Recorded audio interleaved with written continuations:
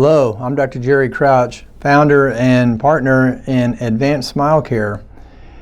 And today I'd like to welcome you to one of our ongoing educational videos. And today we're going to discuss tooth decay, also known as cavities or dental caries. Tooth decay is one of the most common diseases known to man and one of the oldest as well. It can affect children, teenagers, and adults throughout one's life. The basic problem with tooth decay, or what causes tooth decay, is generally an accumulation of plaque. Plaque is black bacteria. That's that soft fuzzy stuff that gets on our teeth, especially you feel it in the mornings.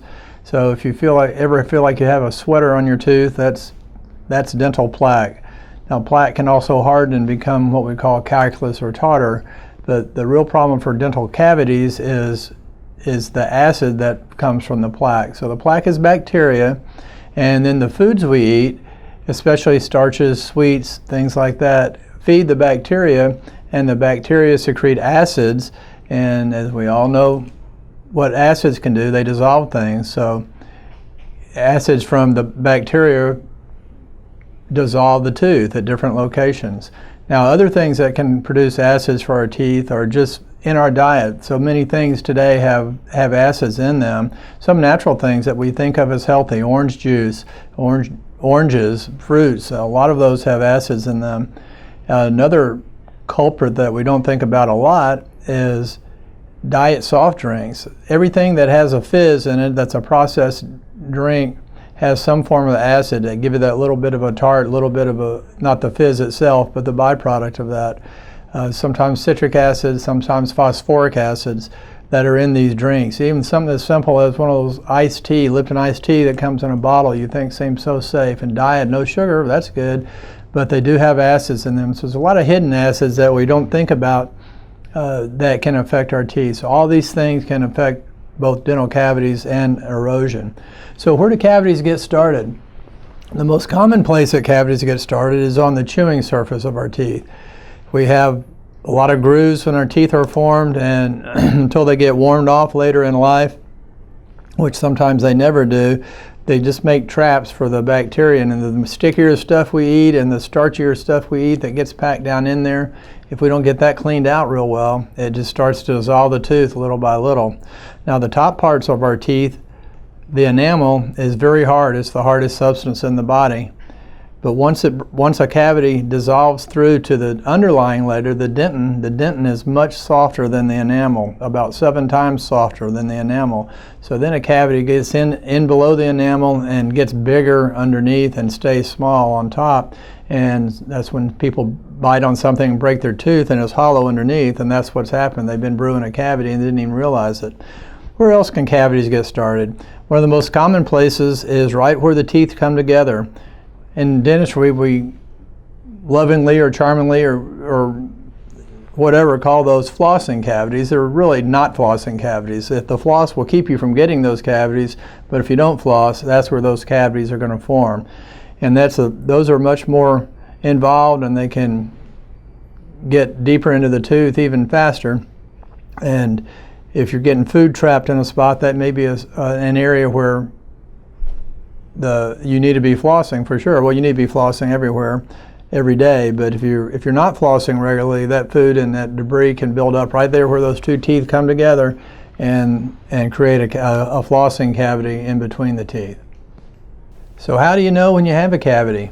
Well, odds are you won't initially, especially at the earliest sign that it needs to be treated. However, the toothaches can certainly be a sign that you have a cavity. Sometimes you can see cavities, especially toward the front of our mouth. We can see little brown spots coming up. We can see little stains that don't seem to go away or seem to get bigger. And in back teeth, we can look in the chewing surface, especially of our teeth, and see little dark spots. Now, every dark spot's not a cavity, but every dark spot is certainly the potential to get a cavity. Sealants are wonderful prevention for cavities in those back teeth on the chewing surface. Sometimes bad breath could be a sign of decay, but that's going to be a big one where you're packing some food and keeping it in there. Most small early cavities are not going to cause bad breath, but that certainly is something. sometimes an unpleasant taste in your mouth. And once again, that's when your cavity is big enough, it's starting to trap food, and that food is decaying and starting to create some problems for us. So those are some of the signs, but the best way to find out if you have a cavity is to have regular dental checkups. That's why we exist. If we could find cavities and fix them without seeing the dentist, then we all would. I don't want to go to the dentist. You don't want to go to the dentist. But we're here to help you get through that problem. So regular checkups, a lot of things we can see visually, and we have even computer diagnostic aids that help us diagnose cavities, and certainly dental x-rays, which are digital now and much less radiation, and we only take them when we absolutely need to, but it's so much less involved to have a regular checkup and have a professional check your teeth and find something when it's small than it is to wait till you have the toothache and need a much bigger solution than just a small filling. All right, so the coolest thing about dental decay, caries, or cavities is, for the most part, it doesn't have to happen. We in dentistry have been trying to put ourselves out of business for as long as I've been in practice, and many years before that. So how can we prevent cavities from ever getting started? Well, we have fluorides in the water here in San Antonio, and that's an excellent start. Now that helps the growing and developing teeth, but it doesn't do a whole lot for fully developed teeth. We can put sealants on teeth. Sealants are a fabulous way to prevent cavities in the chewing surfaces of teeth. And I recommend I don't recommend getting cavities. I recommend getting sealants on your child's teeth and even your adult teeth that have never had a filling, because that intact sealant is basically 100% prevention of getting a cavity in the chewing surface. Now in the in-between the teeth, remember we looked at where the teeth come together, the flossing cavities. The only thing that we can do for that, the fluoride in the growing tooth helps, and then the fluoride treatments that we get that we do for you at your cleaning visits help tremendously on those. And then fluoride products in your toothpaste at home can do a lot for this, what we call the smooth surfaces of the teeth. The top part of the tooth is the chewing surface has grooves, and the sides of the teeth are smooth, and fluorides help with that. Thank you so much for watching this video on dental decay. Once again, a scourge of mankind, been around for as long as mankind's been around. And we will have more videos coming on different dental topics, and we encourage you to watch each and all of them, because the more you know about your own health, the better you can take care of your own health. For more information on this topic and on our practice in general, visit us at advancedsmilecare.com. And signing off, this is Dr. Crouch. See ya.